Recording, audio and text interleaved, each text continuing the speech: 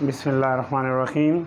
First year student, आज हम first year physics में यूनिट नंबर 9 में, जिसका नाम है फ़िज़िकल ऑप्टिक्स, एक बहुत ही इम्पॉर्टेंट टॉपिक डिस्कस करेंगे। टॉपिक का नाम है हाइगन प्रिंसिपल। अब देखिए बच्चे, इससे पहले हमने डिस्कस किया इस टॉपिक से पहले कि वेव फ्रंट का मतलब क्या है। तो लाइट की जो वेव फ्रंट है वो हम लाइट के बारे में तो हम कहते हैं कि लाइट हमें 3D शेप देगा। तो इसी वजह से लाइट से हम जो वेव फ्रंट हासिल करते हैं वो शेप में क्या होंगे, स्फेरिकल होंगे। तो चले बच्चे स्टार्ट करते हैं कि हाइगन प्रिंसिपल का मकसद है क्या और हाइगन प्रिंसिपल को हम किस लिए करते हैं। अब मिसाल के तौर पर इसका फ़ायदा यही है कि अगर हम एक वेव फ्रंट से दूसरा वेव फ्रंट की शेप और लोकेशन मालूम करना चाहे तो इसके लिए बच्चे हम यूज़ करेंगे वेव फ्रंट को। तो इसके लिए हम यूज़ करेंगे बच्चे किसको, हाइगन प्रिंसिपल को। तो चलो स्टार्ट करते हैं बच्चे। देखिए ये हमारे पास हाइगन प्रिंसिपल है। हाइगन प्रिंसिपल का पर्पस क्या है बच्चे, देखिए, knowing the shape and location of a wave front at any instant of time t, Huygens enable us to find the shape and location of the new wave front at later time t plus delta t। देखिए हम ये जानते हैं, for example देखिए ये हमारे पास एक point source है बच्चे। ये देखिए ये हमारे पास एक पॉइंट सोर्स है, पॉइंट सोर्स।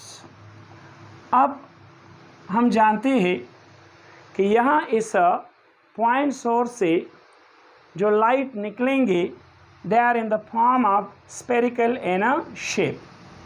अब चूँकि यहाँ पे तो मैं स्फेरिकल शेप नहीं बना सकता बच्चे। देखिए ये हमारे पास ये जो वाइट बोर्ड है, ये प्लेन सरफेस, ये एक 2D है और 2D पे मैं 3D नहीं बना सकता। लेकिन देखिए बच्चे, फॉर एग्ज़ाम्पल ये हमारे पास एक पॉइंट सोर्स है। अब यहाँ से इसे जो लाइट निकलेगा they are in the form of spherical in shape. हालांकि ये सर्कल है लेकिन इसको हम तस्वर करेंगे कि ये हमारे पास क्या है, ये स्फेरिकल है। अब हम क्या करेंगे बच्चे, देखिए अब हम इस स्फेरिकल शेप का क्रॉस सेक्शन हिस्सा लेंगे। फॉर एग्ज़ाम्पल देखिए, अब इसका हम ये आधा हिस्सा लेंगे तो ये एक वही पॉइंट सोर्स था और ये इसका क्या है, क्रॉस सेक्शनल हिस्सा। अब इसको हम कंसिडर करेंगे कि ये हमारे पास क्या है, ये हमारे पास एक पॉइंट सोर्स है। अब इससे जो वेव फ्रंट निकलेंगे दे आर बच्चे इन a spherical in a shape. तो हाइगन का फर्स्ट प्रिंसिपल क्या कहता है कि ना, every point of a wave front may be considered as a source of secondary spherical wavelet which spread out in forward direction with a speed equal to the speed of propagation of the wave। अब देखिए बच्चे, हम जानते हैं कि जो light waves हैं ये 3D है, ये हर डायरेक्शन में चलेंगे। लेकिन हम सिर्फ वो वेव फ्रंट लेंगे बच्चे, देखें, जो वो सिर्फ और सिर्फ फॉरवर्ड डायरेक्शन में मूव करे और जो स्पीड इस वेव फ्रंट की होगी वही स्पीड उसकी प्रोपेगेशन ऑफ वेव की भी होगी। तो देखिए every point of a wave front may be consider as a source of secondary spherical wavelet which spread out in forward direction with the speed equal to the speed of the propagation of the wave. मतलब यहाँ से जो हमारे पास wave late निकल रहे हैं उसकी जो स्पीड है वो कहाँ पे होगी, वो फॉरवर्ड डायरेक्शन में होगी। तो चलो बच्चे पोस्टुलेट नंबर 1 को समझते हैं कि पोस्टुलेट नंबर 1 का मतलब है क्या। देखिए ये बच्चे, ये हमारे पास एक पॉइंट सोर्स है। ये हमारे पास क्या है, ये एक सोर्स ऑफ, मतलब पॉइंट सोर्स है। मतलब ये हमारे पास बच्चे है सोर्स ऑफ लाइट। इसकी चलो वेवलेंथ है लैम्डा।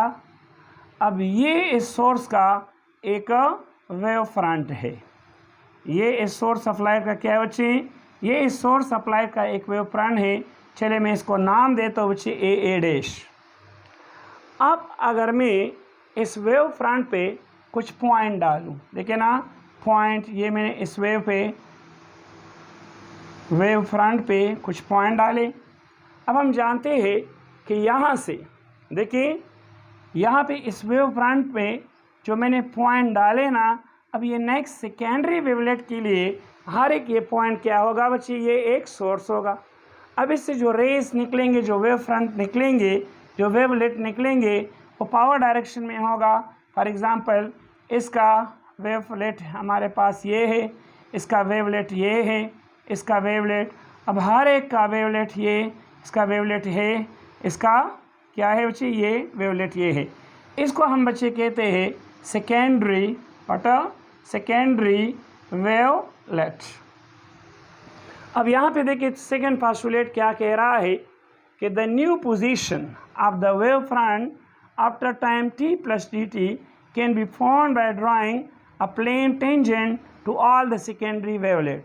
अब ये कह रहे हैं कि अगर हम इस पे एक ऐसा सरफेस ड्रॉ करें जो इस तमाम वेवलेट को टच करे, तो वो हमारे पास एक नया वेव फ्रंट होगा। देखिए मिसाल के तौर पे अगर हम इस पे इस तरह एक लाइन ड्रॉ करें तो तमाम इसको टच करे, तो ये हमारे पास एक नया, इसको हम टेंजेंशियल सरफेस भी कहते हैं। व्हाट बच्चे, टेंजेंशियल सरफेस। तो यहाँ पे ये हमारे पास एक नया वेव फ्रंट बना BB डैश। इसी तरह नेक्स्ट बच्चे अगर हम इस पे कुछ पॉइंट ड्रॉ करें तो हर एक सोर्स के लिए यही एक पॉइंट है, लेकिन next secondary wavelet next wave front के लिए ये हर एक पॉइंट क्या है, एक सोर्स है। अब चूंकि ये यहाँ से यहाँ तक जो इसकी स्पीड है वो स्पीड ऑफ लाइट से मूव करता है, तो इसका यहाँ पे जो इसका डिस्टेंस है वह है बराबर है c डेल्टा t। तो ये माइंड में रख के ये एक बहुत अहम MCQs आ सकता है कि the distance between two wave front is equal to what, is equal to c delta t। देखिए बच्चे दोबारा समझते हैं, ये हमारे पास एक पॉइंट सोर्स है, इसके सामने ये हमारे पास एक वेव फ्रंट है। अगर वेव फ्रंट पे मैं कुछ पॉइंट डालूँ तो इसके लिए तो ये एक पॉइंट है, लेकिन नेक्स्ट सेकेंडरी वेवलेट के लिए हर एक पॉइंट क्या है, एक सोर्स है। अब यहाँ से बच्चे इससे जो रेज निकलेंगी ये फॉरवर्ड डायरेक्शन में मूव करेगी। अब अगर इन तमाम जो वेवलेट्स है इस पर अगर हम एक टेंजेंशियल सरफेस ड्रॉ करें जो हर एक पॉइंट को टच करे, तो ये हमारे पास क्या होगा, एक नया वेवलेट होगा। अब इसी तरह अगर हम इससे कुछ एक और नया वेवलेट कंस्ट्रक्ट करना चाहे, उसकी शेप और लोकेशन, तो अगर हम इस पे पॉइंट डालें तो यहाँ पे इसकी जो लाइट निकलेंगी ये फॉरवर्ड डायरेक्शन में मूव करेगी। उस पर अगर हम इस तरह टेंजेंशियल सरफेस ड्रॉ करें तो ये हमें एक नया वेवलेट देगा। और इसी तरह बच्चे इस वेवलेट की तादाद ज़्यादा से ज़्यादा होती जाएगी। ये तो मैंने पॉइंट सोर्स लिया। अब देखिए बच्चे यहाँ पे अगर मैं एक लाइन सोर्स ले लूँ, तो लाइन सोर्स से हमने कहा था कि यहाँ इससे जो रोशनी निकलती है, जो वेव फ्रंट इसके होते हैं, they are cylindrical in shape.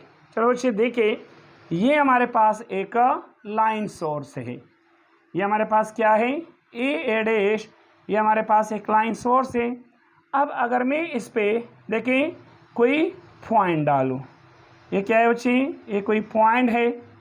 अब इससे जो लाइट इमिट होगी वो फॉरवर्ड डायरेक्शन की तरफ मूव करेगी। देखिए ये एक सोर्स है, यहाँ से एक लाइट, यहाँ हर पॉइंट से जो लाइट बच्चे निकलेगी ये पावर डायरेक्शन में क्या करोगी, मूव करेगी। अब अगर मैं इस पे एक लाइन ड्रॉ करूँ जो कि इन तमाम वेवलेट के सरफेस को टच करे, तो ये हमारे पास क्या होगा बच्चे, एक नया वेव फ्रंट होगा। इसी तरह ये फॉर एग्जांपल इसके दरमियान जो डिस्टेंस है that is what, c delta t।